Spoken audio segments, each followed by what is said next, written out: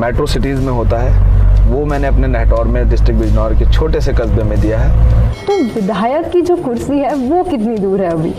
साल 2022 विधानसभा चुनाव में राजा अंसारी चुनावी मैदान में दिखेंगे। नहटौर नगर पालिका की बात करें यहाँ इस एरिया की, शहर की, तो ऐसे कौन से काम हैं जिन्हें आप अपनी उपलब्धि मानते हैं? असल में ये जो प्लान है ये मैं एक मरतबा गोवा गया हुआ था, तो गोवा में मैंने वहाँ पे एक गोल चक्कर पे इस तरह का टावर देखा था।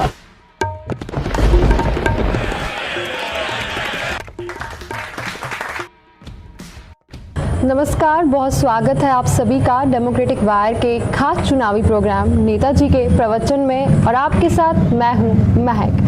आज के इस प्रोग्राम में हमारे साथ जिला बिजनौर के एक ऐसे युवा नेता शामिल है जिन्हें जनता आने वाले समय में एक बड़े नेता के तौर पर देखती है। साथ ही इन्होंने पिछले निकाय चुनाव में अपनी माता जी को नहटौर नगर पालिका से चेयरपर्सन की जीत भी दिलाई है। मैं बात कर रही हूं राजा अंसारी की। सर, बहुत स्वागत है आपका हमारे प्रोग्राम में।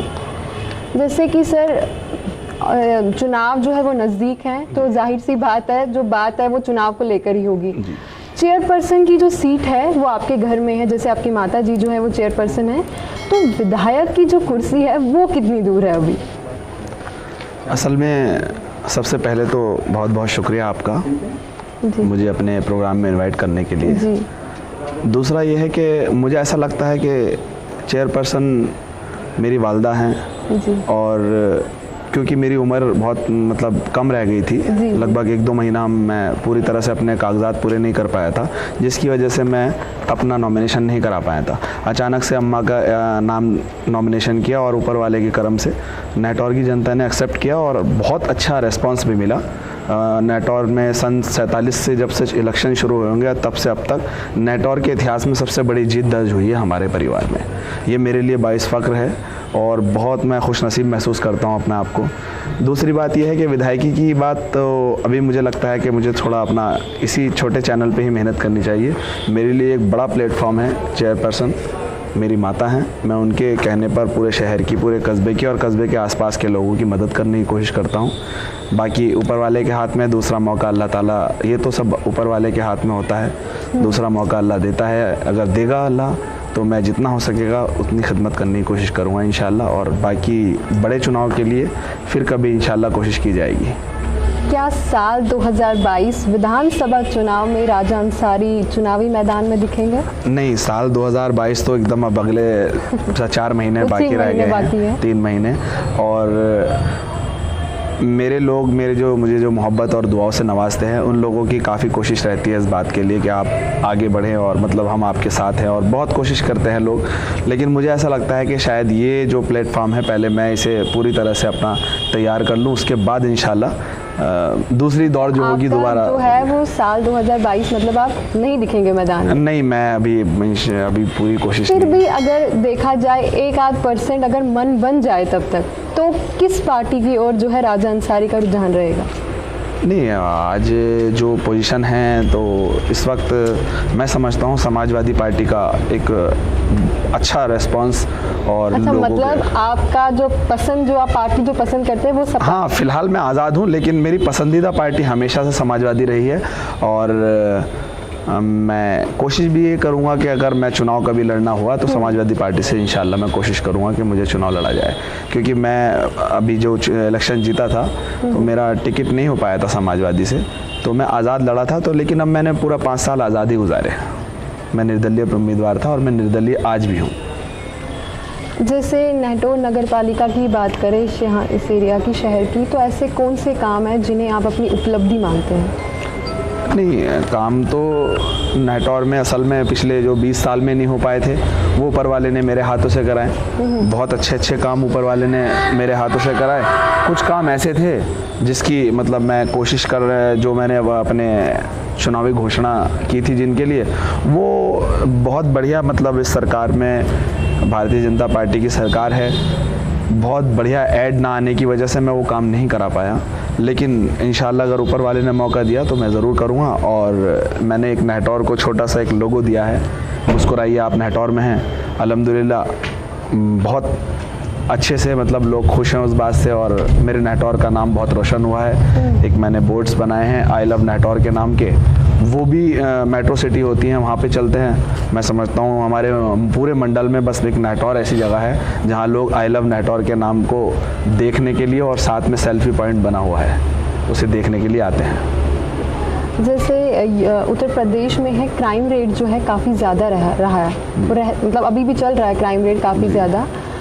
अगर आपको आने वाले समय में राजनीति में जो है एक बड़ा पद मिले तो कैसे कम करेंगे यूपी का क्राइम रेट? नहीं, यूपी का क्राइम रेट असल में देखिए ऐसा है, आपके क्या प्लान्स रहेंगे उसको कम करने के लिए? नहीं, अगर ऊपर वाले ने कोई रास्ता ऐसा निकाला कि मैं किसी बड़े इलेक्शन में जाऊं, तो ये हकीकत बात है कि क्राइम रेट पे कंट्रोल करना बहुत ज़रूरी है, क्योंकि मैं समझता हूं उत्तर प्रदेश ही अब हिंदुस्तान में एक ऐसी जगह बची है जहां पे क्राइम रेट बढ़ा हुआ है, वरना बहुत जगह कंट्रोल होता आ रहा है। तो अगर ऊपर वाले ने मौका दिया तो इंशाल्लाह कुछ ना कुछ ऐसी कोशिश की जाएगी जिससे मतलब, क्योंकि मैं जब इलेक्शन जीता मेरी वालिदा, तो उसके बाद और इन 3 सालों में 3.5 सालों में हमने बहुत चेंजिंग अपने नेटौर में की है। तो वही कोशिश इंशाल्लाह बड़े चुनाव में अगर ऊपर वाले ने मौका दिया तो ज़रूर की जाएगी। अच्छा, जैसे आप तो एक युवा हैं, आपकी माताजी चेयरपर्सन हैं, आपने जीत भी दिलाई है उन्हें, लेकिन आपने ये नहीं सोचा कि राजनीति ही क्यों, कुछ और किया जाए? कि आपकी कोई रोल मॉडल रहा हो कि राजनीति के लिए, या खुद आपकी पसंद है कि आपने राजनीति ही करनी है? नहीं, असल में ऐसा था कि हमारा कोई बैकग्राउंड नहीं है, ना मेरा फैमिली बैकग्राउंड राजनीति से कोई बिलोंग करता है।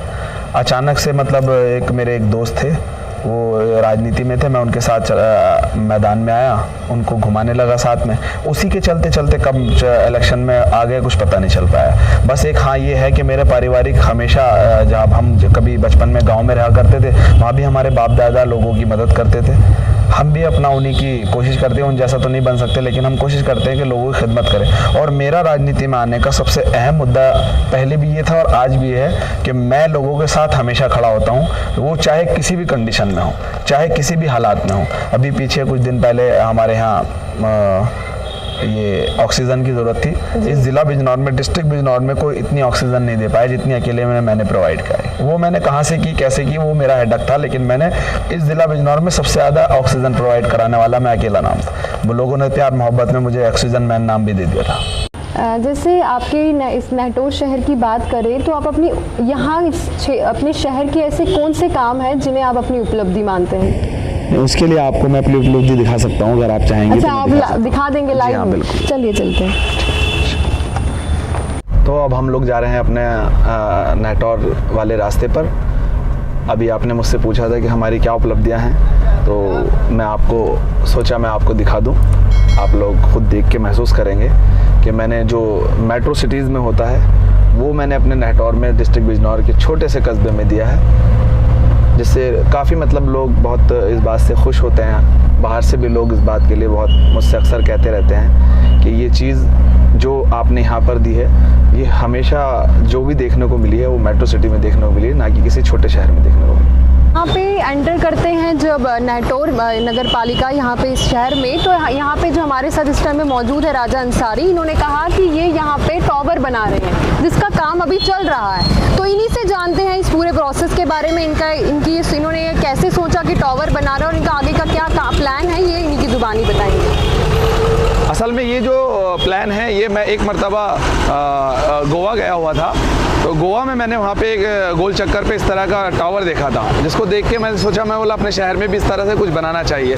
ये जितना ऊंचा आपको दिखाई दे रहा है, इसके बाद इसमें नेशनल फ्लैग दिखाई देगा आपको। नेशनल फ्लैग हम बाद में लगाएंगे, पहले इसमें पूरा कंप्लीट हो जाए, फुहारा चौक बनाएंगे इसका, इसमें पानी चलेगा और इसमें लगभग 2000 LED लाइट लगेंगी, जिसकी वजह से यहाँ पर पूरे एरिया में रोशनी रहा करेगी बहुत अच्छी। ये थे हमारे साथ जिला बिजनौर के युवा नेता राजा अंसारी। अगली बार हमारे इस खास चुनावी प्रोग्राम नेताजी के प्रवचन में आपकी मुलाकात कराएंगे किसी दूसरे नेता के साथ। तब तक के लिए आप मुझे और मेरी पूरी टीम को दीजिए इजाजत। नमस्कार।